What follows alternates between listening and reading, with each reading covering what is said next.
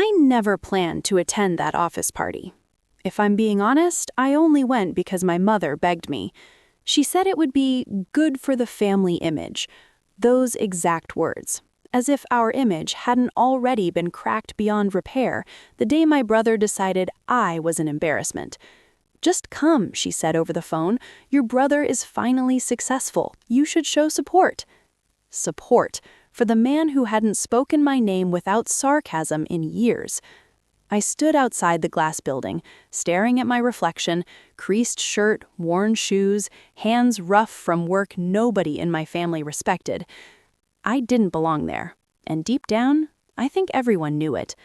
The moment I stepped inside, the air changed. Laughter echoed, polished shoes clicked against marble floors, people shook hands like every grip was a silent negotiation.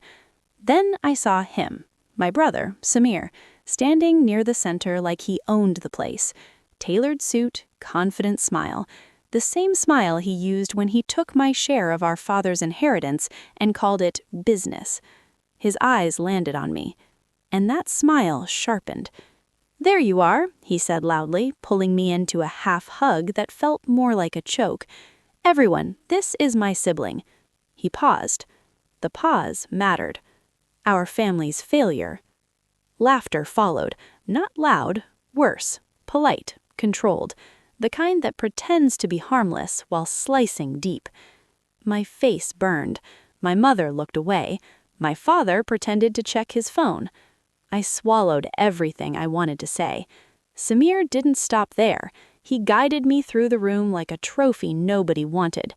"Didn't finish college," he added casually to one group. "Tried a few businesses, you know how that goes." He chuckled. "Some people just aren't built for success." I nodded, because nodding was easier than breaking down. Then we reached his boss. I recognized him instantly. Everyone did. Mr. Arvind Malhotra. The man whose name could open or close doors with a single call. The man Samir worshipped like a god. He straightened his tie and smiled wider. "Sir," he said proudly, "this is my sibling I told you about." He turned to me, eyes gleaming. "The one who never really made it." Silence fell. I braced myself for more humiliation, for a dismissive nod, for the look of pity I'd worn like a second skin for years. But instead, Mr. Malhotra looked at me carefully, not over me, at me. He didn't laugh, didn't smirk, didn't even raise his voice. He spoke softly. "So, you're the one who took care of your father when no one else did." My brother stiffened. I froze. Mr. Malhotra continued, calm and measured. "You're the one who sold your tools to pay hospital bills. The one who turned down easy money because it didn't feel right?" The room felt smaller. My heart started pounding. Samir forced a laugh. "Sir, I think you've been misinformed." But Mr. Malhotra raised a hand. "I know exactly who I'm talking about." He turned back to me. "And I've been waiting to meet you." I didn't understand how my brother's boss knew my secrets, or why my family suddenly looked terrified, but whatever Mr. Malhotra knew, it was about to shatter everything my brother had built. The room didn't breathe. That was the only way I could describe it. Conversations froze mid-sentence. Glasses paused halfway to lips. Even the background music felt too loud, like it was intruding on something sacred. My brother's jaw tightened. He laughed again, but this time it cracked around the edges. "Sir," Samir said quickly, "you're giving them too much credit. They exaggerate their struggles. You know how people like to play the victim." People like me. The words stung, but before I could respond, Mr. Malhotra stepped closer, close enough that Samir instinctively took half a step back. Soft voice, firm eyes. "Struggles don't exaggerate themselves," Mr. Malhotra said. "They leave records." Records. That single word sent a chill through me. He turned slightly, addressing not just Samir, but my parents too. "When your father was hospitalized 3 years ago, the bills were overwhelming. Someone had to cover the shortfall." My mother's hands began to shake. She clasped them together, staring at the floor. "That someone," Mr. Malhotra said, "wasn't the son earning a high salary." Samir snapped, "Sir, my finances were tied up." "But the other child," Mr. Malhotra interrupted gently, "sold personal equipment, took night shifts, refused loans with unethical conditions." He looked back at me. "I own one of the banks that reviewed those applications." My breath caught. So that's how. My brother's smirk was gone now, completely erased. His face looked hollow, like a mask slipping off.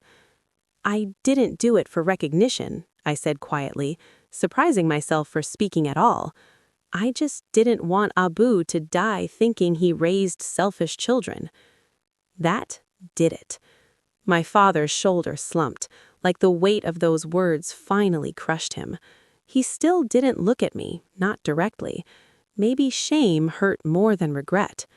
Mr. Malhotra nodded once, slowly. "Exactly what I expected you to say." Then he turned to Samir. "Do you know why I hired you?" Samir straightened instantly. "Because of my results, sir. My dedication." "Because you came highly recommended by someone who trusted your last name." Silence screamed. "But I never hire blindly," he continued. "I observe, I listen, I verify." Samir's voice dropped. "Sir, what are you saying?" Mr. Malhotra didn't raise his voice. He didn't need to. "I'm saying the person you just called a failure," he gestured toward me, "has more integrity in one decision than you've shown in 3 years." People stared openly now. Samir whispered, "You can't judge my career based on family drama." Mr. Malhotra smiled faintly. "Family drama reveals character. Business only hides it better." My legs felt weak. I'd spent years believing I was invisible, only useful when something broke or someone needed rescuing.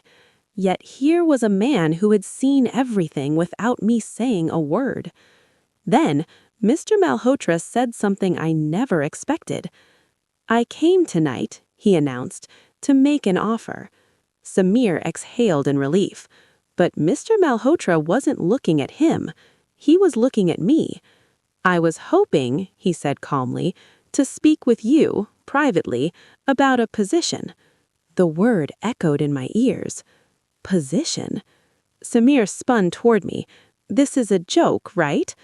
I opened my mouth, but nothing came out, because before I could even process what was happening, Mr. Malhotra added, "A position that requires honesty, loyalty, and the courage to stand alone." And suddenly, my brother realized something terrifying. This conversation wasn't about lifting me up. It was about exposing him.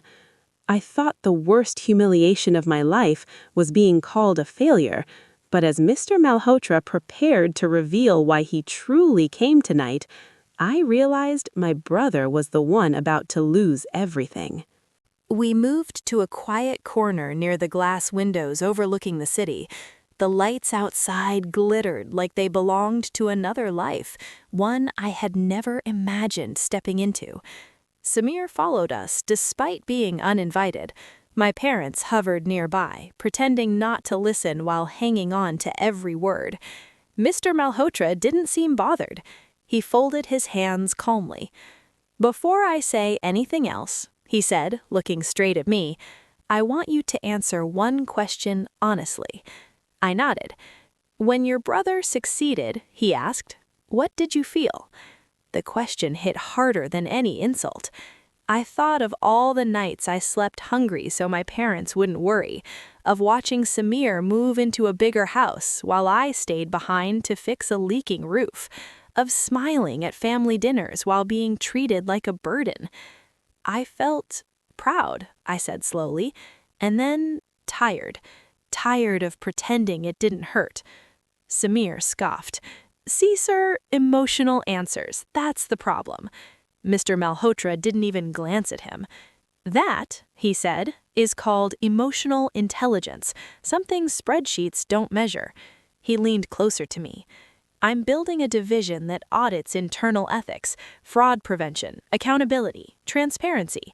It requires people who've lived consequences, not just read about them. Samir's eyes widened. Sir, I already work in compliance. And you've failed 3 internal reviews, Mr. Malhotra replied calmly. The words dropped like stones. Samir stuttered. Those were minor, political issues. They were warnings, Mr. Malhotra said. Ignored ones. My mother gasped softly. Mr. Malhotra continued. You manipulated supplier contracts to favor relatives. You hid losses to protect quarterly bonuses. Samir's face drained of color. That's not proven. It doesn't need to be. Not tonight. Then he turned to me again. I want you to join my team as an external consultant first, quietly. The room tilted. Me? Consultant? Samir laughed sharply. This is absurd. They don't even have a degree in finance. I know, Mr. Malhotra said. They have something rarer, resistance to temptation. I felt heat behind my eyes, not tears, something heavier. But there's a condition, Mr. Malhotra added. Samir leaned in, desperate. You will report directly to me, he said to me, and you will review all departments, without exception. Samir froze. Even I understood what that meant, including his. You can't be serious, Samir whispered. This is personal. Mr. Malhotra finally looked at him then. His voice stayed soft, but the room bent around it. No, he said, this is business. You made it personal when you mistook silence for weakness.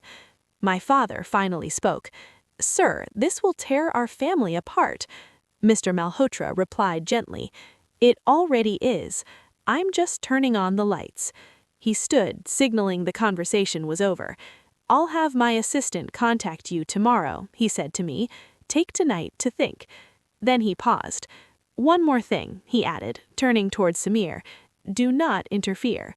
Samir's lips trembled. You're choosing them over me? Mr. Malhotra answered simply. I'm choosing truth.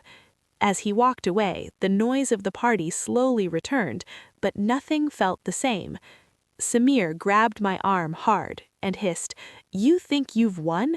You don't belong in my world. I met his eyes. For the first time in my life, I didn't look away. I never wanted your world. I just survived it. And that's when I realized this wasn't about revenge. It was about exposure.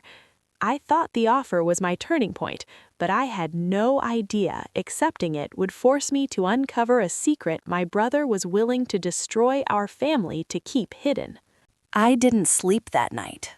Mr. Malhotra's offer echoed in my head, but louder than that was Samir's grip on my arm, the panic behind of anger.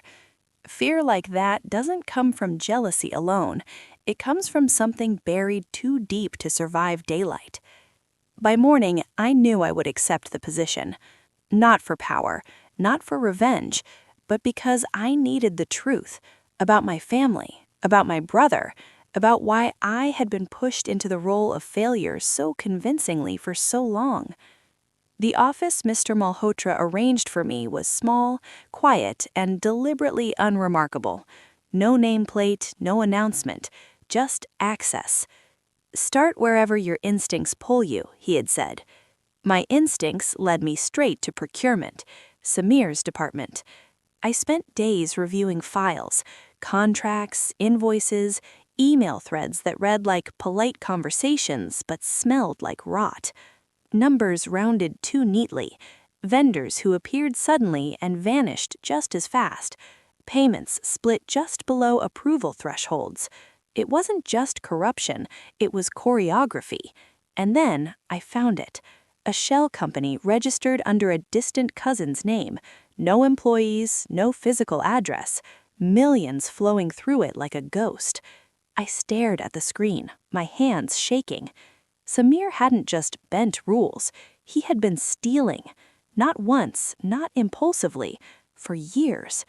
My chest tightened as memory after memory rearranged itself, Samir pushing me to sign documents I didn't understand when Abu was sick, telling me it was just insurance paperwork, convincing me my signature didn't matter. It mattered. I checked the records. My name had been authorized to transactions. I felt sick. That night, my mother called me. "Why are you doing this?" she asked quietly. I swallowed. "Doing what?" "Digging where you don't belong," she said. "Samir is under a lot of pressure." I almost laughed. When was I not? When I paid hospital bills? When I sold my tools?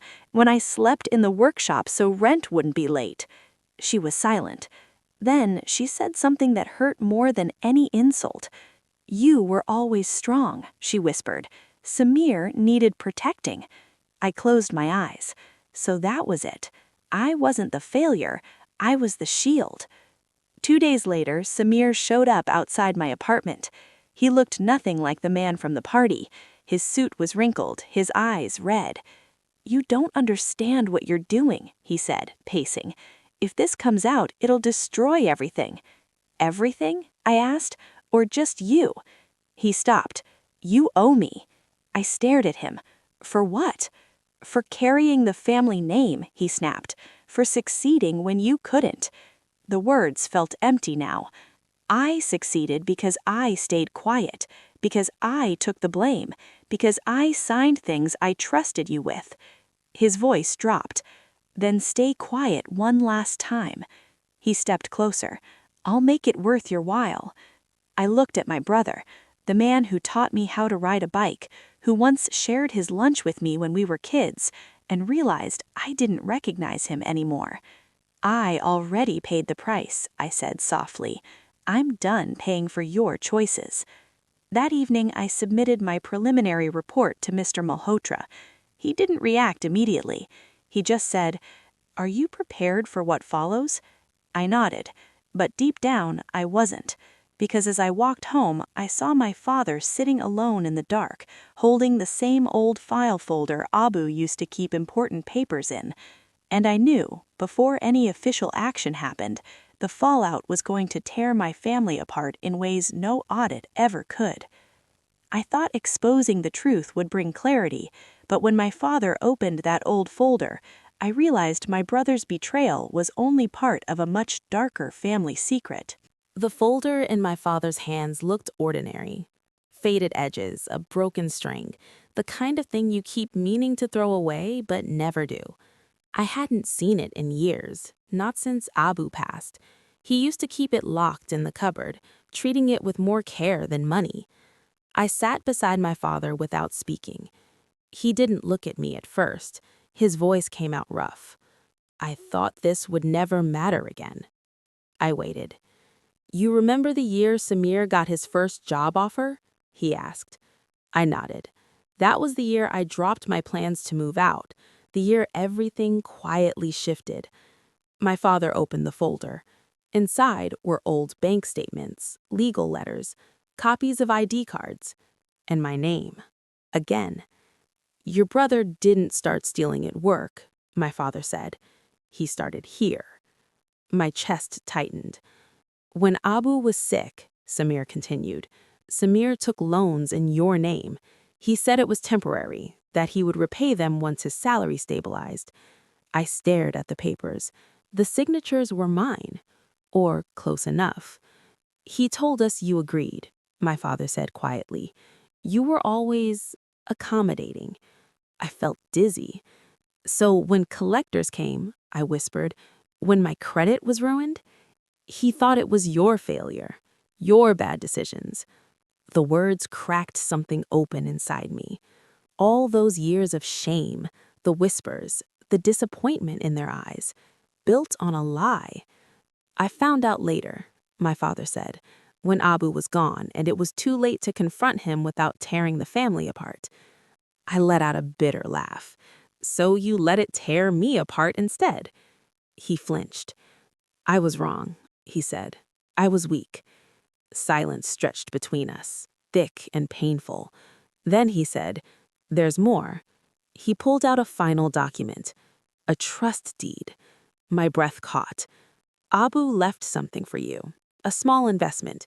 He believed you would need a safety net more than Samir." My hands trembled. Then why? Samir found out, he said. He convinced your mother it would confuse you, that it was better managed under his name. I closed my eyes. Everything clicked into place. Why I was always dependent, why I never quite escaped, why Samir needed me small. My phone buzzed. A message from Mr. Malhotra. We need to talk, urgently. Before I could respond, the doorbell rang. I opened the door to find two men in formal suits. Are you my name? One asked. Yes. We're from corporate compliance, he said. We need you to come with us. My mother appeared behind me, panic written across her face. What's happening? She asked. I turned to her. The truth, I said. At the office, Mr. Malhotra didn't waste time. Your brother knows the audit is closing in, he said, and he's trying to move funds. My heart dropped. Using my name? Mr. Malhotra nodded. He thinks if it collapses onto you, the family will protect him. I leaned back, exhaustion washing over me. I won't cover for him, I said. I know, Mr. Malhotra replied. That's why I trust you. As I left the building that night, I saw Samir across the street, watching me. Not angry, terrified. For the first time, he knew I wasn't his shield anymore, and that scared him more than losing his job ever could. I thought the evidence would finally end it, but when Samir made one last move using my identity, I realized the final confrontation wouldn't happen in an office, it would happen inside our family. The confrontation didn't happen in a boardroom. It happened at home. Samir called for a family meeting.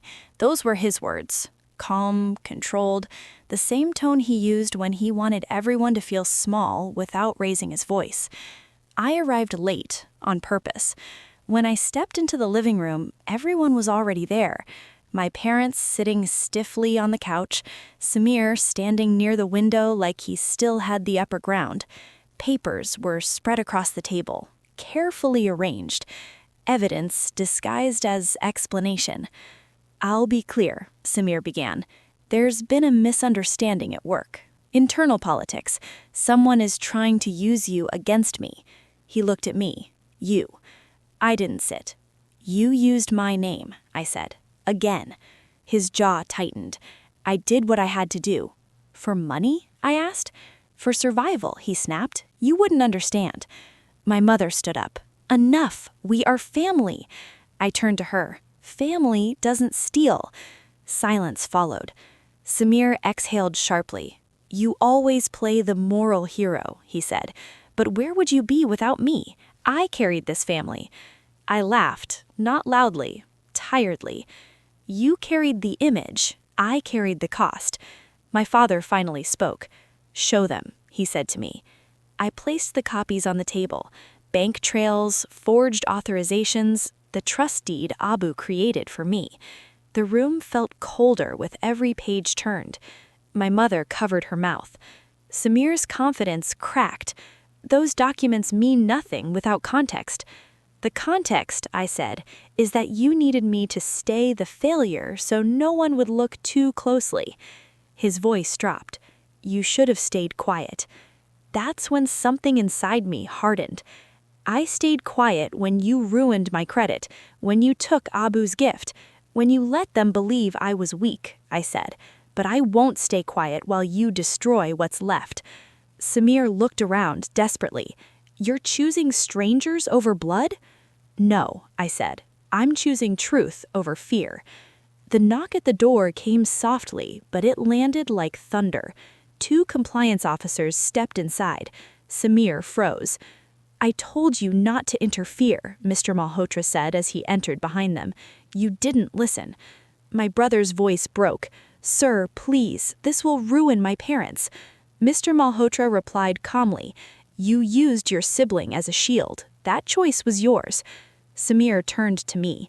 Just for a second, the mask dropped. He whispered, help me. The room waited. I felt every year of silence press against my chest. I already did, I said, for too long. The officers asked him to come with them. My mother sobbed as Samir walked out, head down, hands shaking, no suit sharp enough to protect him now. After they left, the house felt empty. My father sat heavily. "We failed you," he said. I didn't answer right away. "I don't want revenge. I want distance and honesty." They nodded. Too late, but real. That night, I packed a small bag. As I stepped outside, my phone buzzed. A message from Mr. Malhotra. "Tomorrow, the board votes. Your testimony decides everything." I stared at the screen. Because even now, after everything, the final choice still rested with me. I thought the truth had finally freed me, but as the board meeting approached, I realized my next decision wouldn't just determine my brother's fate, it would define who I chose to become. The boardroom was colder than I expected. Not in temperature, but in feeling.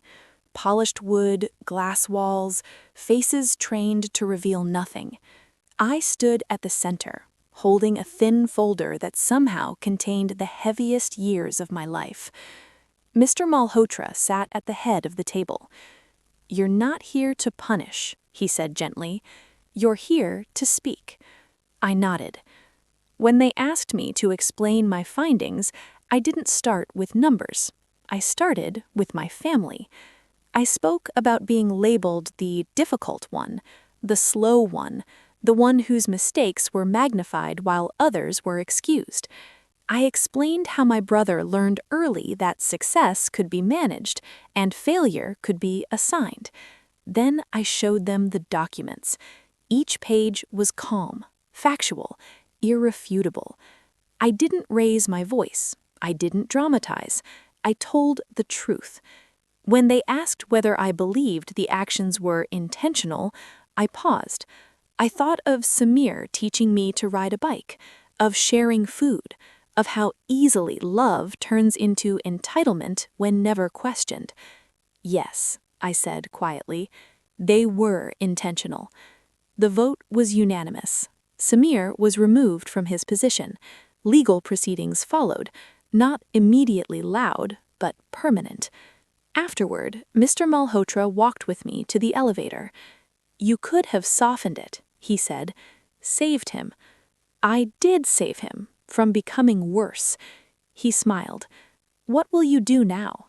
I exhaled. "Build something honest, slowly." Weeks passed. I moved into a small place of my own. Nothing fancy. Mine. My parents called often at first. Apologies, guilt, attempts to fix things. I didn't shut them out, but I didn't step back into the old roles either. Boundaries became my quiet victory. One evening, I received a message from Samir. "I never meant to destroy you. I just didn't think you'd stand up." I stared at it for a long time. Then I replied, "I didn't stand up to hurt you. I stood up to stop disappearing." I never sent another message after that. Months later, Mr. Malhotra offered me a permanent role, not because of what I uncovered, but because of how I handled it. No shortcuts, no silence. I accepted. The first project I led wasn't about fraud. It was about fairness. Sometimes, late at night, I think about that moment at the party when my brother smirked and introduced me as the family's failure. I realize now he was right about one thing. I failed. I failed to stay quiet. I failed to carry other people's lies. I failed to protect an image that was never mine. And in failing like that, I finally succeeded. They called me the family's failure for years, but the day I stopped protecting their lies was the day I became free.